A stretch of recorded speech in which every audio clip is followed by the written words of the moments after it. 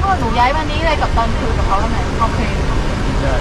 แล้วเดี๋ยวแม่ก่อ อัน น นี้โอเคตานค่ะ เอาออฟแท็กไปก่อน เอาเป็นออฟ อันนี้เพื่อสตาร์ทธรรมดา โอเคนี่ก็คือ เอาธรรมดา ออฟเพื่อออฟ ตามปกติโอเค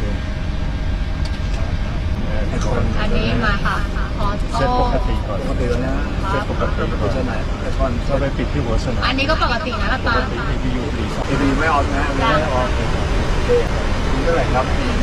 จุดเจ็ดเจ็ดไหม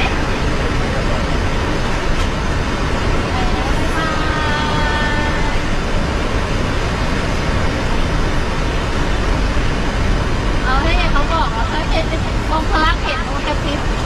เลี้ยวขวาค่ะ เซต เซต ได้วันเดียว